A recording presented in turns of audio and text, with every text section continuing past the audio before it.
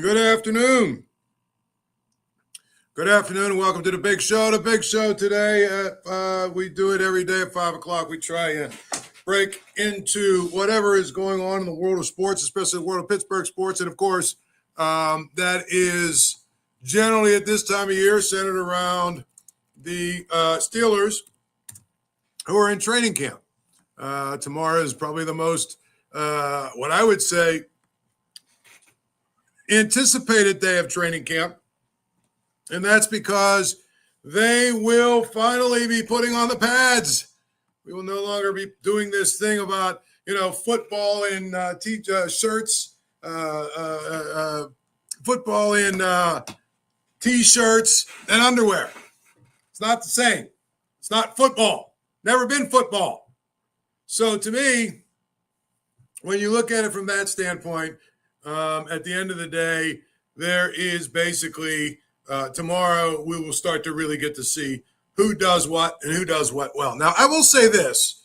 One of the worst developments that I think could have happened for the Steelers happened, I guess it was Sunday's practice, where Broderick Jones got hurt. Now, we don't have any updates. There was really not much going on today. Tomorrow, they will get it going. But at the end of the day, even if he just misses a week or two, that could be significant. Let's face it. Most of us are at a place where we believe that Broderick Jones is maybe the most important player on this team. Forget about Aaron Rodgers. Forget about, DK Metcalf. Forget about TJ Watt. Forget about all these other guys. I have a really pretty good idea what you're going to get from those guys. I do. I don't know if Aaron Rodgers is going to be great, but he'll be good enough. He'll be fine. He's going to be somebody who is basically, going to run the offense in a way where he'll be able to make the throws they need him to make. Maybe he's not going to be somebody who is going to be a superstar anymore, but I don't think that he's going to be a weakness either. I think he'll be fine, okay? I do think, honestly, when you look at the fact that TJ Watt is going to do what he does, right? I think that, to be honest, DK Metcalf is going to, as long as he's healthy, he's going to have a good year for them because he's a really good player. Honestly, the most important player on this team in this training camp, I don't care what anybody says, is Broderick Jones. Because I think if Broderick Jones doesn't figure it out and isn't good, guess what? This offense is doomed. It's done. Over. I guess I shouldn't go that dramatic, but I'll just say it like this. I think the offense is going to really struggle if they can't figure out what's going on. And then, God forbid, if Troy Fontenot isn't good enough either. Then all of a sudden, you've got a problem. So I really believe that Broderick Jones' injury is very important to watch. I think if you read, the stories about it, I don't know anybody knows exactly what it is. There really hasn't been an update. It's a soft tissue issue. And then basically they wrapped his upper leg. I'm sorry, after stretching. Now, I'm sorry, that's not always good. It's not always good news. It could be, day after day after day. They just want to, give him some rest and maybe a couple of days into this whole thing. He's better and he's more healthy and all that other stuff. Maybe. But if he misses a significant amount of time, say he misses even like 2 weeks or 3 weeks, or he's one of these soft tissue injuries that, lingers for 3 or 4 weeks, that's not good for the Steelers. It just isn't. Because at the end of the day, there's two things. One, they are really, really counting on him being the guy at left tackle. I mean, they moved up to draft him. They wanted him. They brought him in for this specific reason. And then what? He has not been very good. But they have been able to say, well, he's had to play on the opposite side of where he's comfortable, which I've begged the question with him, why do you have him over there? Well, we needed him over there because We didn't have anybody else, yada, yada, yada. Okay, good. We got Troy Fontenot last year. We thought he was going to be our right tackle. We'd been able to move him over to left, but, he got hurt, so therefore we had to use Broderick Jones on the right. Okay, good. At the end of the day, you better have a plan here. You better have a plan here. And the thing about it is, if he's not good, probably my expectations of this team are a little bit less than they were. And you could say, well, he's just one guy. He's one guy, but he's at the most crucial position I think they have. And I think that really, to be honest, I'm looking at the guys behind him on the list. Calvin Anderson, Dylan Cook, Gareth Warren, Doug Nestor. I mean, these are guys that they're, are talking about would be, the next guys up at tackle. I'm not sure that any of those guys excite me. And if they're not good at left tackle, they're going to have a hard time really being good on offense, period. They just are. So I feel like it's one of these situations where, yes, I understand where people are coming from when they say they want to see some of these other guys, and they're not sure that Broderick Jones is the guy anyway. I'm telling you, he has to be the guy. And if he isn't the guy, it's going to be a real problem. If he isn't the guy, it's going to be a very big problem, to be honest. So they need him to be their guy. And if he's their guy, then I think they're going to be in a good spot if he's good enough. But if he's not, then that is a bad development. And I think that, honestly, he needs reps more than anything else. The other part of it is, if you look at this offensive line, one of the things we've talked about with this offensive line is this, right? We want this offensive line to develop during training camp, to develop sort of a little bit of a chemistry during training camp, to kind of figure it out together. And guess what?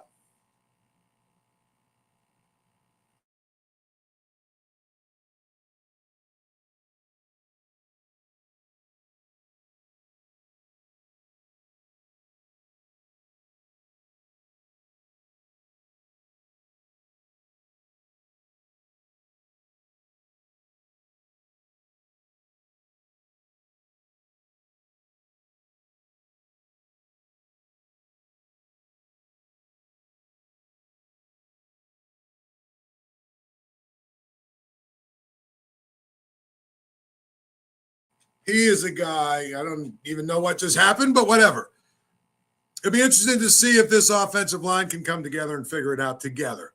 And you would like them to have the maximum amount of time they possibly can have together. I mean, to me, Troy Fontenot and Broderick Jones needed every rep they can possibly get between, OTAs, minicamp, and everything else, and the start of the season. So if Broderick Jones is out a couple days, it's not a big deal.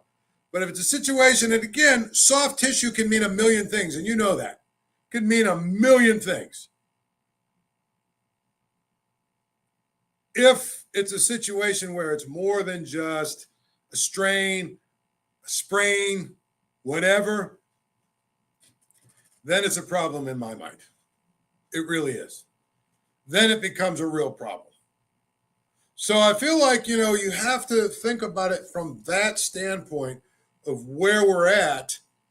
And at that point, that's why I say probably the thing you didn't want to read as a Steeler fan was that Broderick Jones is hurt.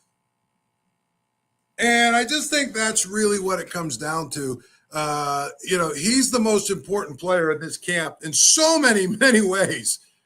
Now, again, there's a lot of different ways you can, try and quantify it, but you got to be able to figure out from that standpoint how long he's out and what it means that he's out. How long is he out? What does it mean that he's out? That's what you have to figure out. And I think the biggest thing is he's probably going to be out just long enough for it to be a pain in the neck, right? So we'll see what happens. Let's hope that Broderick Jones is healthy for their sake. Let's hope that it's one of these situations where it's just a little tweak and they're being really cautious with him So they'll hold them out for a couple of days and then they'll get going. But again, tomorrow is the first day of backs on, on fully padded practices. It's what we come to see. That's what I would tell you. It's one of those things where I would tell you that, just be patient, be calm, but it's a development you certainly want to watch. That's for sure. At any rate, some other kind of interesting news. It's one of these things where if you look at the Steelers and what they've done, they have basically tried really hard, right, to continue to fill their team with, fill their roster with guys who are veteran players, guys who are somebody who can, help them plug holes and all that other stuff. One of the latest ones was Chuck Clark. Now, I know a lot of people were really, upset that it wasn't somebody else from the Ravens, or from the Jets. But the reality is, it is Chuck Clark, and he's a guy that they're probably going to rely on. And I don't know exactly what his role is going to be because I think they're still waiting to kind of figure out what he can do. And I think that's the biggest thing. His first few days, again, we're talking about no pads. We're talking about not really playing football. Mike Tomlin said about him, basically, been really impressed with his ability to digest schematics in a short period. Not completely surprised because we've, competed against him over the years and know his reputation of really solid professional. I think he displayed that in a short period of time he's been here. In other words, you know what? He's a guy that is another person we have added. Okay? Chuck Clark is another person that we have added, and this is the Steelers, speaking, who's a veteran, who knows how to play, who is basically in a situation where he's smart enough to understand that he's coming in and he's going to be a role player probably, but he's not going to be anything if he doesn't figure out what he's doing. And clearly that has been his focus. If you read the quotes from all the stories, and it's kind of interesting, guys talk to the same people. It's just one of those things where you just have to kind of project what he's going to do, what he's going to be in terms of how does he fit in the defense, right? So in other words, right now he's on the second team, and so he's just sort of learning. It will not shock me. It will not shock me because he's a veteran, because he knows how to play, because he is the kind of player that Mike Tomlin loves. It won't shock me if we see Chuck Clark playing a lot. Not maybe even starting at some point. I mean, I think that's where you look at it and you say, okay, is he going to be a big part of what's happening, or is he going to be, a smaller part of what's happening? But at the end of the day, you have him playing some free safety. You have Deshaun Elliott at strong safety, probably. Juan Thornhill is the guy who, if you remember last week, was talking about how, he said some crazy things when he arrived for camp. He's underrated. Nobody gives him a chance and all this other stuff. And it's like, I'm just telling you, they've got a reasonably good mix of veterans here at safety to choose from. And I think that's the thing about it. You look at what they've done this offseason, it's really kind of been impressive that they've actually just sort of built a roster or filled a lot of holes in the roster, even at depth places, with guys who have played a lot. That's important in my mind. If you're a team that's really trying to win, I think it's important that you are able to go out and get guys who are legitimately, NFL capable, NFL ready players.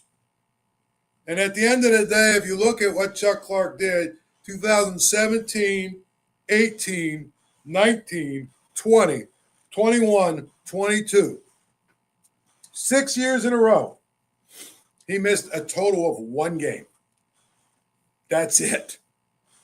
6 years in a row, he missed a total of one game. And so if you think about it, guy has 75 career starts in the NFL, played in 108 games. Obviously, he's got 453 tackles, 5 interceptions, 6 forced fumbles. And here's the other thing. He played for a lot of years with the Ravens, which is a similar organization to the Steelers. It's a team that probably does things very similar to the Steelers. And, their philosophies are similar, and I think their expectations are similar. I think he's somebody that fits really well into what they're doing. And again, if you look at what they've done in the offseason, they've gone out and they have added guys who either can still play at a high level, like DK Metcalf, can still play at an okay level, like Jalen Ramsey, but they're veteran guys. And obviously, we would be remiss if we didn't mention Aaron Rodgers in that group. But think about it. Aaron Rodgers, DK Metcalf, Robert Woods is another veteran player they've added to try and, bolster what they're doing. You've got a couple of guys on defense they've added, Chuck Clark, Jalen Ramsey, Jonnu Smith on offense. I mean, there's a number of veteran players they have brought in to try and bolster their depth and also fill some holes. Period. That's what they're trying to do. So I think when you look at it from that standpoint, Chuck Clark is another guy that they basically are just going to have to, plug in. He'll make some plays for them. Maybe he turns into a starter at some point. But I actually like a move like that because they signed him, they brought him in basically to be the backup and to give them depth and to give them some options at that position. It's interesting. I'm reading some of the comments about Broderick Jones. And here's a great question. Troy right here says it, and I know a lot of people are thinking it. Is this injury just sort of the latest sign that says Broderick Jones is probably going to be a bust? Like some guys who they get off to a slow start in their careers, and then sort of they figure it out, and boom, they take off.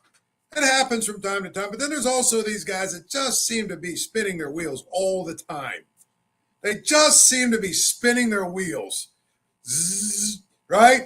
They're not good. Then they maybe have a stretch of a couple of good games. Then they're inconsistent. Then they get injured. Then they've got a minor injury that nags them for a couple of weeks, and so they're out. Is that Broderick Jones? I'm not willing to go there yet. I'm not willing to call him a bust yet.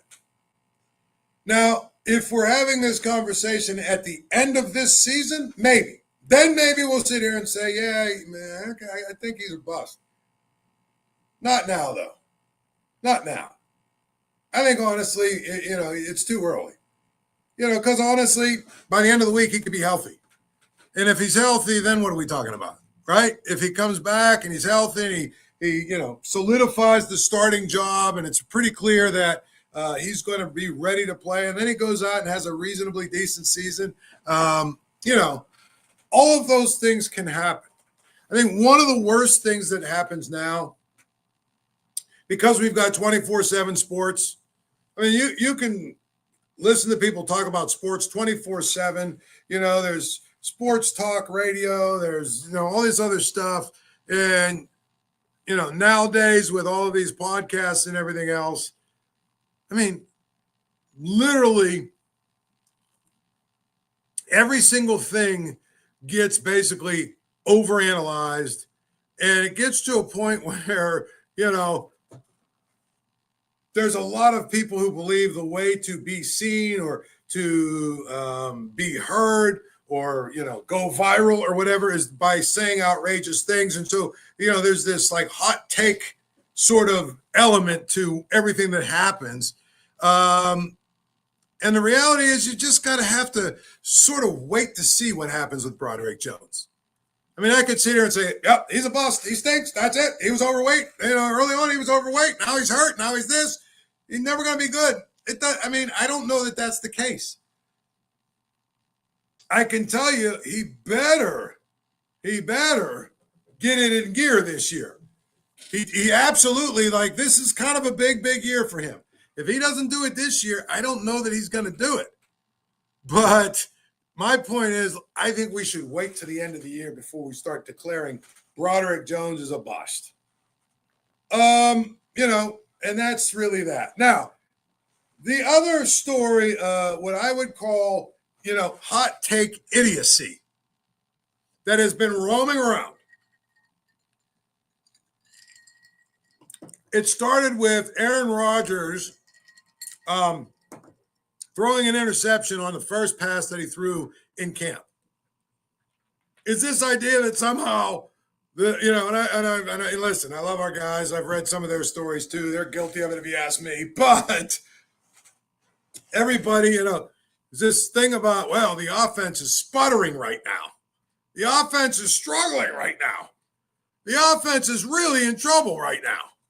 Aaron Rodgers, he's threw an interception on his first pass, and that probably is a bad omen. Again, hot take. I would be willing to bet most offenses across the country right now are behind their defenses. It just takes a little bit of time to get your offense going. Now you add the fact that you have a brand new quarterback, two basically brand new tackles, right? A brand new starting running back, a brand new receiver, a brand new tight end, who all figure prominently into this equation. To be honest, if you think about it, think about a formation, right? If the Steelers go, even if they go one back, two tight ends, let's count. And frankly, that would mean two receivers. There's a chance one of the receivers could be Robert Woods and not Calvin Austin. So let's say it's Robert Woods out there. You've got 11 players out there. You've got DK Metcalf, new. Okay? The two tackles, I don't care that they've been here. They're new because they're new in their new position. Fontenot's never played, for one, right? And Broderick Jones has been a right tackle. So that's basically two guys there. You've got DK Metcalf. Jonnu Smith will be one of the two tight ends in two tight end formations, right? Aaron Rodgers. And then Jaylen Warren, I guess he's been here, but he's never been the starting running back. He's never been the guy. It's just going to take a little bit of time. I'm not sure why, we have to react. They haven't even put pads on yet. Give me a week. That's what I would tell you. Let's see in 1 week from now, when they have 5 or 6 padded practices. Let's see what the offense does. And then it'll go another week. The bottom line is training camp is about figuring out what you can do and what you can't do. And I just think that it's just so dumb to me when I read these things about, the offense is struggling right now. How can they be struggling? They're wearing underwear and T-shirts. And they have 5, 6, 7 new guys, depending on how you look at it. And on that, to that end, I got a kick out of reading, Caleb Johnson, the rookie, he's hoping, he can't wait till they put the pads on, so they go backs on backers and, those tough guy drills and all that other stuff because he wants to show what he can do. Well, that's great, but guess what? Sometimes you ask for the bull or whatever, you get the horns, period. And that's my point. I'm reading all these glowing things about certain things, and it's like nobody should have any evaluation about just about anything until they start hitting each other. When they start hitting each other, okay, Yeah, that's good. But it's training camp. And so I just can't get to a point where, especially early in training camp, where I worry about the offense or the defense. Because honestly, if you think about it, I honestly look at it and just say there is no chance at all. None. There's no chance that if you look around the country, there's probably more than a handful of offenses that are already, in mid-season form. But again, if you went around the league, I would challenge you to find, more than 3 or 4 offenses that have had more changes, okay, than the Steelers have had. If you start with quarterbacks, how many teams have a brand new quarterback? Let's start there, okay? You go through the standings. Go through them. Bills, Dolphins, Patriots, all have the same quarterback. Okay, Jets have Justin Fields. That's 1. Bengals, Ravens, same quarterback. Browns, that's 2. Steelers, that's 3. I guess Titans would be 4 because they've got another rookie. Colts, Jacksonville, Houston, all have the same guy. Denver, Kansas City, the Chargers all have the same guy. So the Raiders have a new guy. That's 5. Okay? 5 teams with a new quarterback. Nobody in the NFC East. In the NFC North, there's the Vikings. That's 6. In the NFC South, let's see, that would be 1.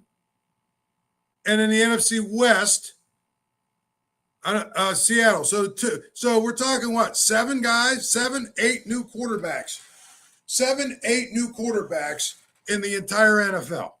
Starters, I mean. And here's the thing that you notice. How many of the teams that I read off are like the Jets and the Raiders and these teams that just stink? So if you pare it down even more, teams that are legitimately going to be playoff contenders. I mean, the Steelers and the Vikings probably are the only 2.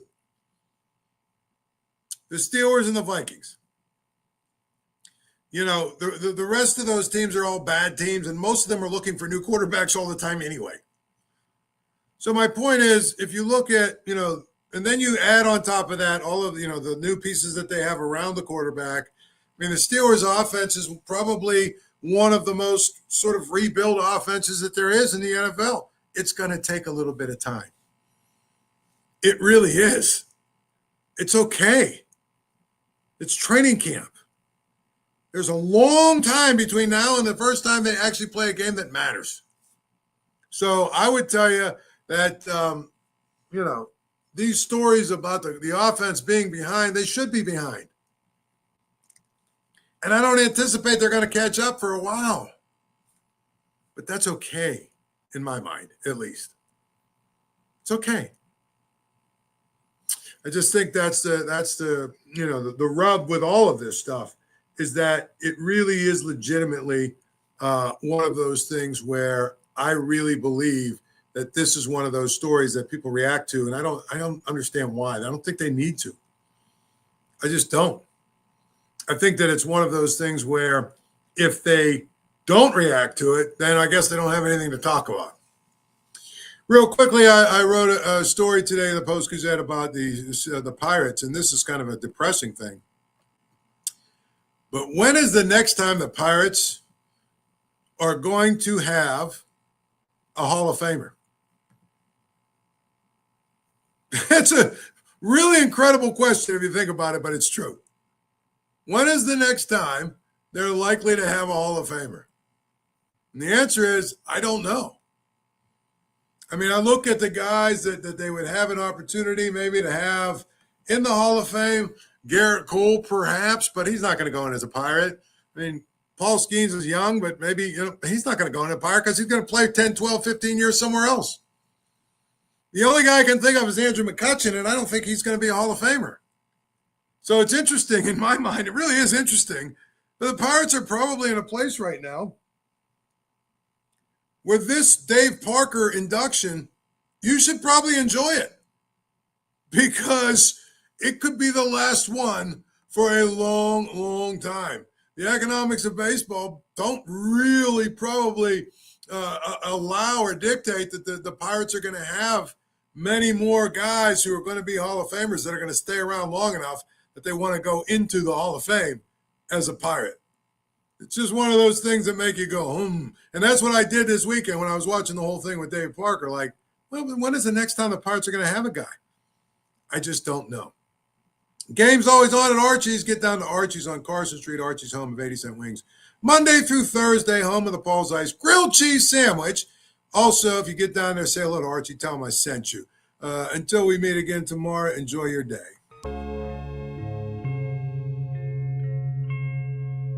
Thank you for checking out this content from Post-Gazette Sports. If you watch this video on YouTube, please like the video and subscribe to our channel. For all of the sports coverage the Post-Gazette has to offer, visit post-gazette.com.